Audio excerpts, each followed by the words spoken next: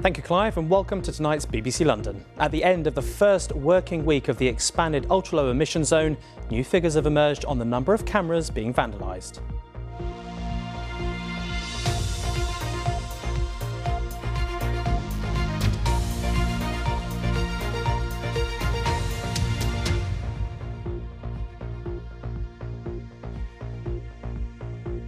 Good evening, I'm Murphy-Kasp. So it's the end of the first working week of London's expanded ultra-low emission zone. And today we learnt that more ULEZ cameras have been vandalised.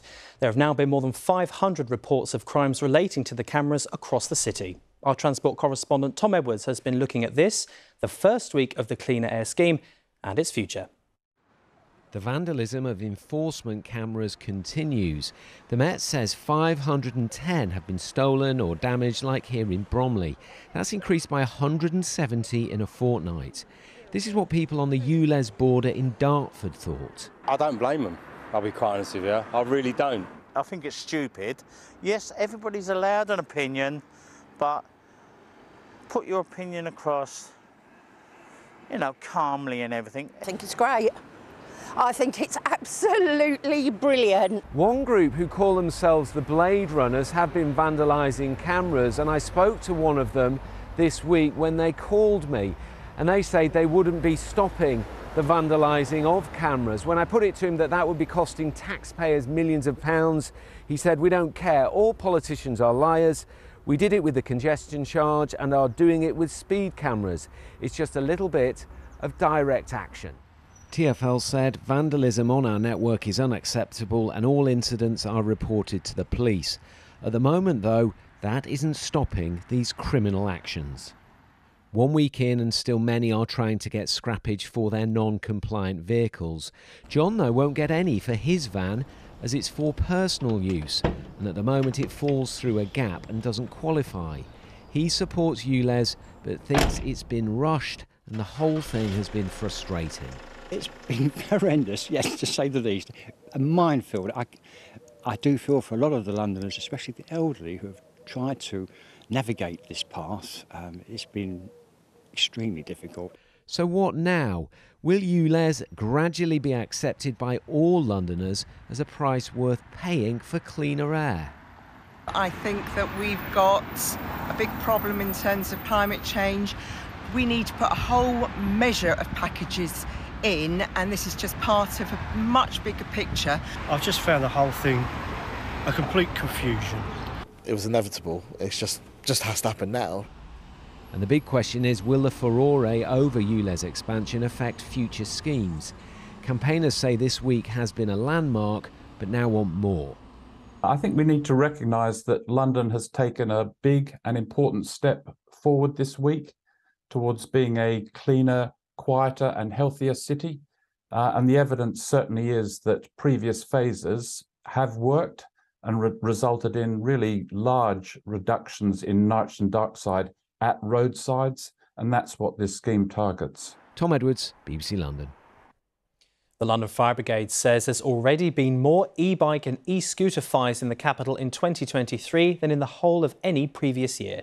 It says 3 people have died this year in fires thought to have been caused by the failure of a device's lithium battery. Meanwhile, Paris has banned rented electric scooters just 5 years after they were introduced.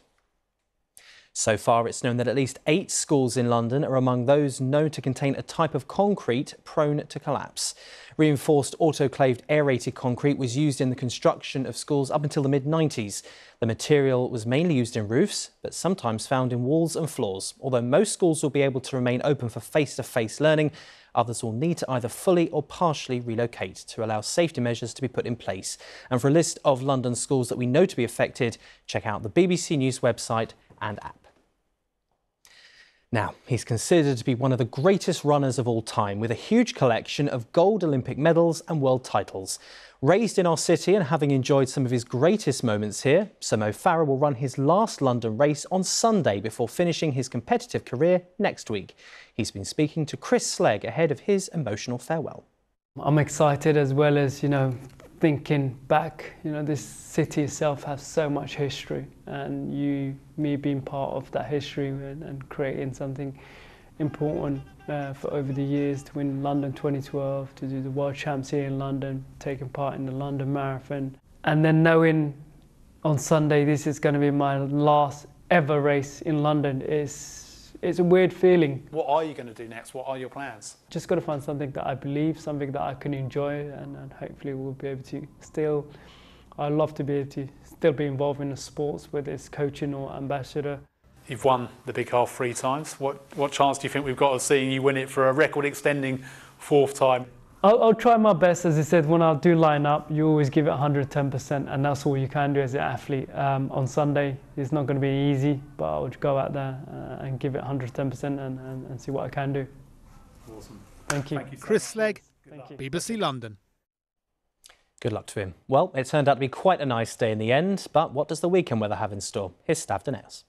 Hello there. High pressure will be building in this weekend. It's going to kill off all the showers, the thunderstorms which we've had, and things will be turning drier and sunnier through Saturday and Sunday. But tonight it does look like we'll see some low cloud rolling in and some mist and fog developing, but that'll blanket in the temperatures. Quite a mild, muggy night to come. Lows of 13 or 14 degrees. So it could start off a bit grey for our Saturday morning. However, the clouds should lift and break. We should see some good sunny spells into the afternoon. Just a chance of an isolated shower. Most places will stay dry and it'll feel a lot warmer than it has done of late. Top temperatures around 23 or 24 degrees. And it stays fine, dry and sunny through Sunday, and for much of next week. We could be into the upper 20s Celsius through next week.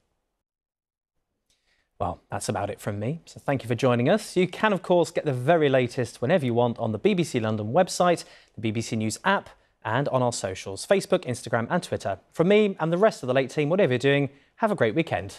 Bye-bye.